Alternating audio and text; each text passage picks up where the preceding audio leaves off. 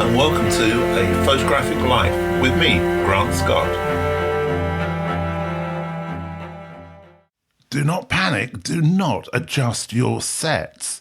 That terrible audio that you just heard of me welcoming you to the podcast was actually the welcome to the first ever episode back in March of 2018.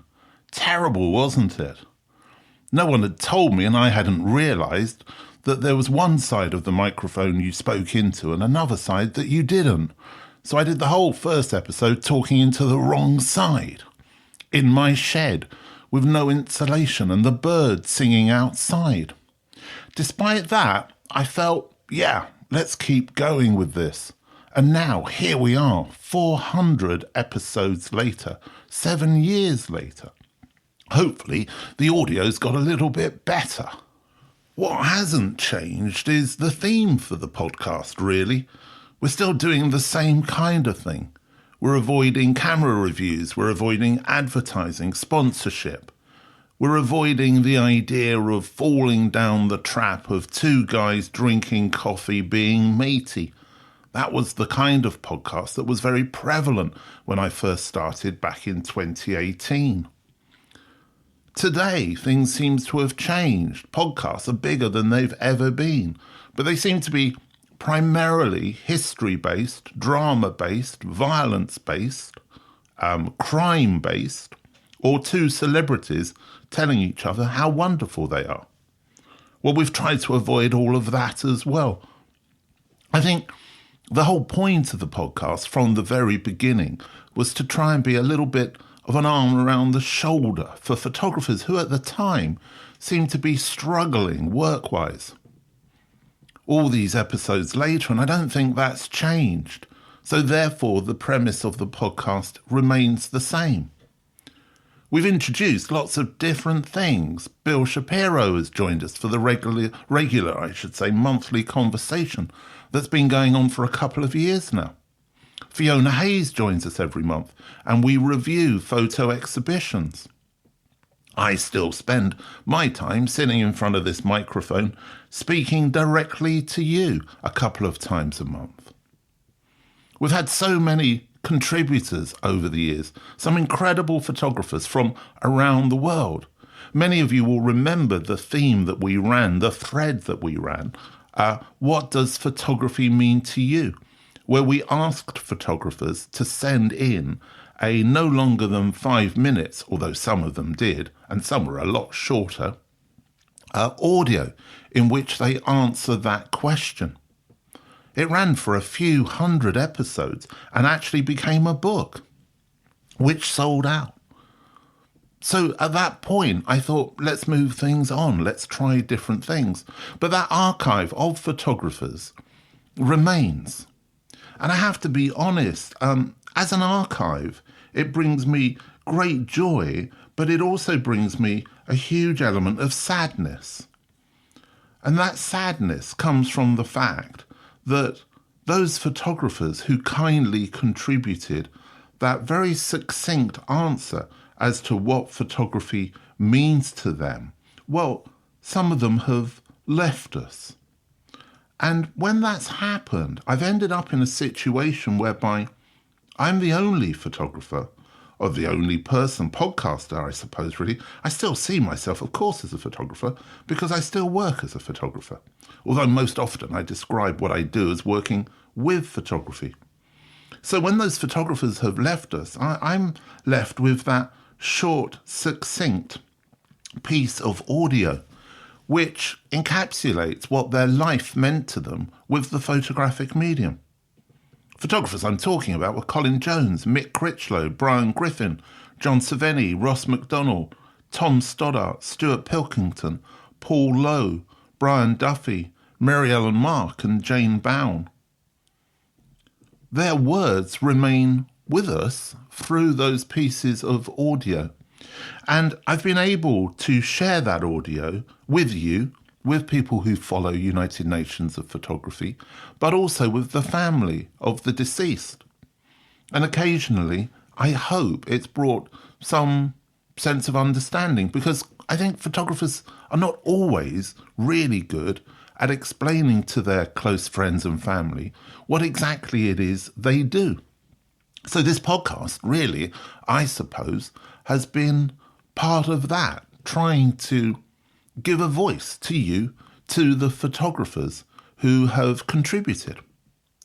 As part of that, for our second ever major birthday, I suppose, our 200th episode, I put together a mega mix of different photographers, all of whom were explaining what photography meant to them.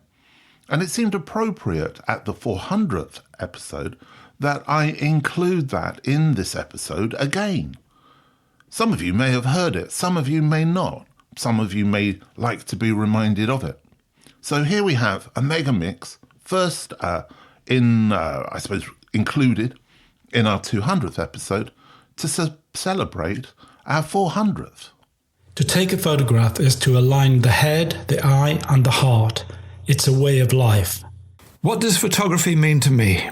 What does photography mean to me? What does photography mean to me? What does photography mean to me? What does photography mean to me? We're still trying to figure it out, but in any case, we'll just talk about areas that we think it might be. Photography has meant different things to me at different times in my life. My life has been anything but linear, and at times I have struggled to make sense of it. For me, living a photographic life means that I continually return to my camera to explore the world around me and who I am as I go through life's different chapters. At first, it was a vehicle. It was a way to get from one place to the other. It was just a rental car.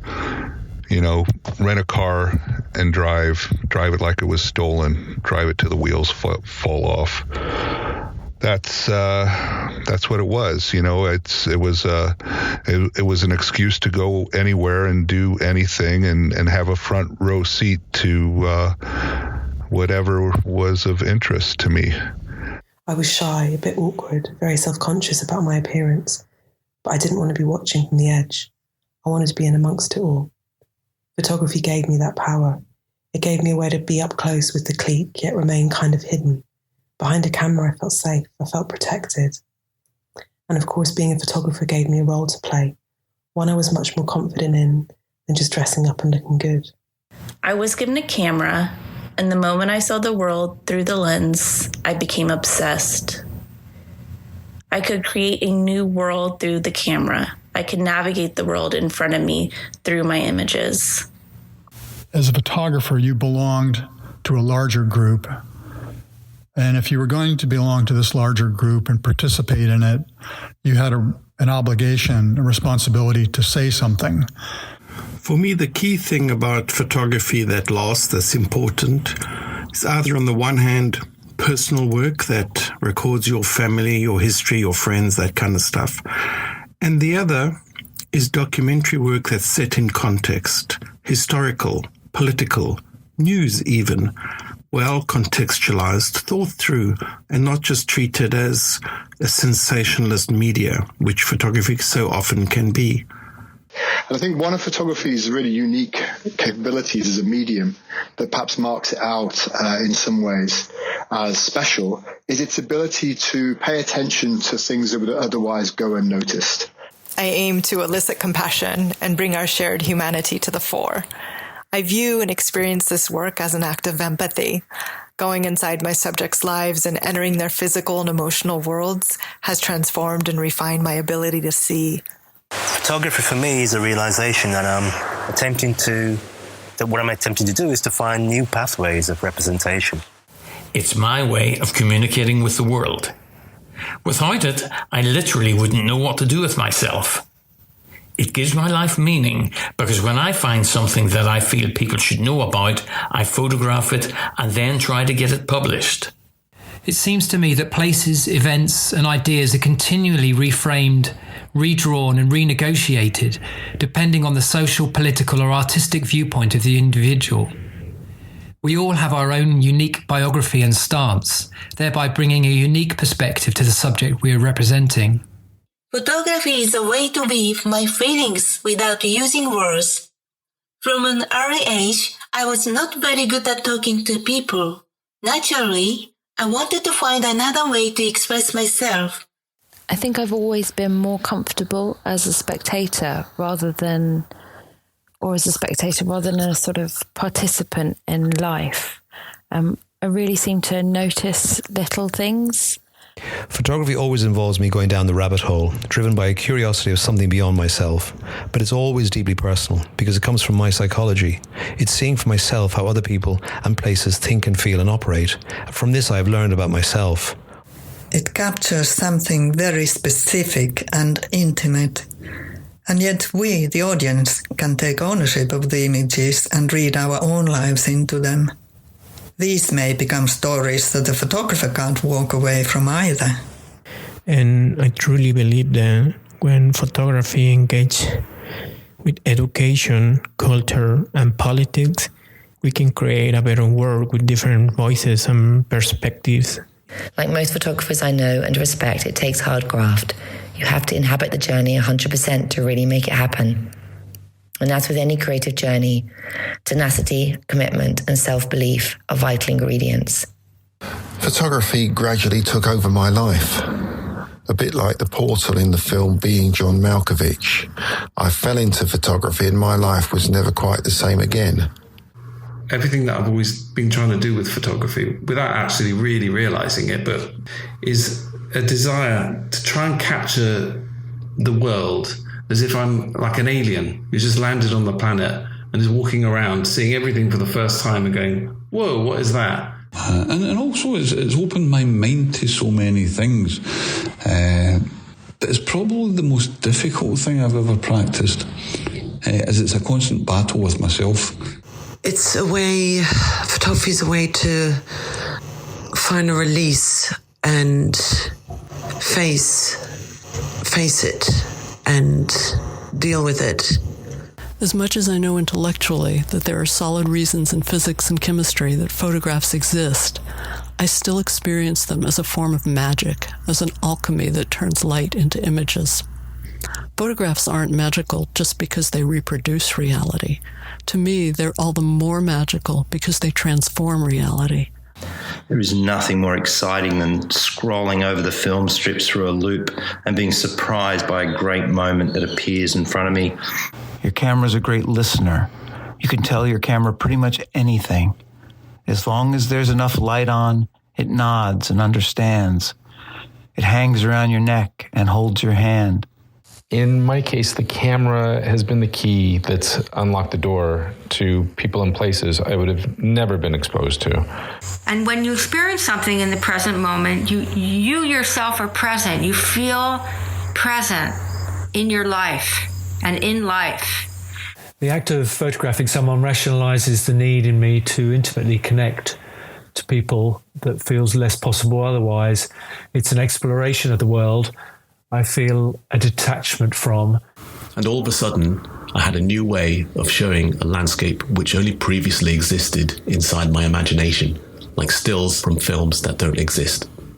Photography is an easy medium. It seems so easy. It reminded me of the time when I picked up a bass because I thought it was the easiest instrument to play in a band. Well, it was not. So I've been doing photography for over 20 years, really, without having an awful lot to show for it. My works are not meant to be of this time, but to transcend, in its basic form, the elements of time. So in that regard, photography is like this impossible mirror for contemplating my internal ecosystem, if you will. It's like my photos are not like bright and happy. I seek out scenes that are beautiful and rich, but they're not afraid of the dark. It is a way of trying to understand something, a way to explain to myself an idea, a world, a way of reconciling, a way of exploring something I don't know that I'm curious about. I have a dual relationship with it in that it has given me everything I have in my life, and it has opened all the doors that I wanted it to open when I first began. However, that being said, the actual act of doing photography fills me with a terrible consuming anxiety. I think I first started photography and picked up a camera because for me it was about satisfying curiosity and finding out about the unknown and taking me away really from what was comfortable, what was my everyday life. You can profit from a negative and make it a positive. The subject is not beautiful in the sense of living in it, but beauty is being alive. I consider it a good thing that an evolving technology has enabled everyone, or at least everyone with access to a smartphone and the internet, to communicate visually with no special training, skill set, or equipment necessary. I'm Brian Griffin, and I'm one of the most boring photographers on earth. Don't even really like photography that much. Well, photography means a great deal to me and has become a very big part of my life. Photography was my life. But now, today, I would say it's part of my life. I'm a photographer. It's how I engage with the world. It's how I engage with life. But photography is something I use to communicate. I share, exhibit and publish. Other people's opinions have always interested me, even when negative. But pictures are needed. So there's this sense of organizing and a sense of safety, I think, in kind of creating a container for your thoughts. I can use this idea of visual storytelling to capture issues and capture stories that I think are important and then share it with the world. You know, it's interesting. Photography is like a universe unto itself. And I know we're living in an age now in 2018 where, you know, everybody's a photographer and everyone has a smartphone. And while that is true that virtually anyone on Earth can make pictures and be a photographer, there's something about having not just skills, but the training to understand, you know, what are my responsibilities as a photographer and how can I use it to have a deeper impact. The information that photographs contain are the key for our future selves to stop us repeating these mistakes. We have to have some solidarity, some community, some care, and make our pictures with love. Always treat people as individuals, never as types. And read Let Us Now Praise Famous Men by James Agee and Walker Evans, because it's the Bible. So what does photography mean to me? Probably memories. Photography is posterity, history documented one moment at a time. One thing that's for certain, the Helsinki bus station theory reigns supreme. These stories have little relevance to the work I make as an artist, yet they are a series of stories that through chance and happenstance have perhaps brought me to where I am now. I don't think I could put it any better than those photographers did. In fact, I know I couldn't. For me, everything that you've just heard sums up what we do with this podcast and what I've done with the podcast. It's still just me on my own, one microphone and one laptop. The equipment's got a little bit better. I hope the sound's got a little bit better. I've got a little bit more professional, I think. I know my voice has got a lot graveler or more gravelly, whatever that may be. I still make mistakes and I keep them in. This podcast is never edited. It just runs as it is because I think it needs to be believable. And I hope you believe in it too. I know that we have listeners all over the world. You contact me all of the time. The listenership has grown unbelievably. It's now a huge listenership.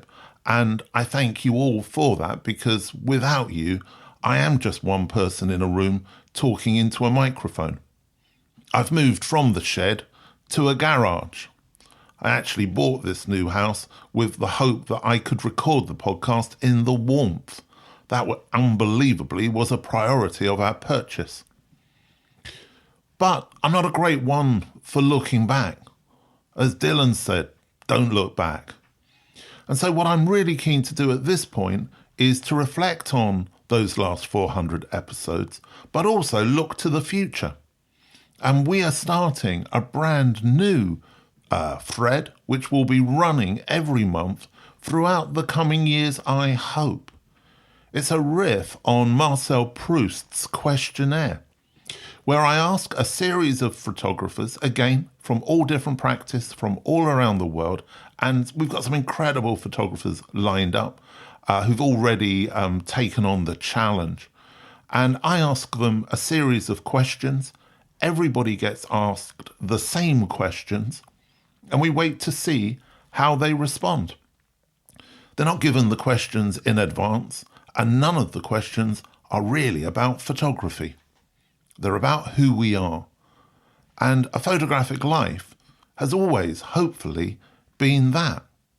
Anyway, to get your taste buds whetted, here's a little extract from our first episode of the Proust questionnaire with photographer and friend of the podcast, Harry Borden. I always try and hold on to humour in the absurdity of life. I think it's important to kind of retain a sense of humour. And so at moments where I lose that sense of humour and I take myself too seriously, then I'm in trouble. I mean, I remember when I was photographing, I know this is getting onto the photography side of things, but Billie Piper, and it was back when she was about 15 and I was shooting her for this magazine. And the stylist came along and had a big ego and basically decided that, well, quite rightly, because that's how magazines are funded, that she would pick the clothes that Billie would wear in order to reflect the companies that had advertised with the magazine. And I sort of felt this wasn't a fashion shoot, and I wanted to get a definitive portrait of Billie Piper. And I remember it started kind of in a small, rancorous way, sort of us sniping at each other. And it ended with a huge entourage that Billie Piper had there, and the art director and the picture editor and my assistants. We were all in this big echoey studio.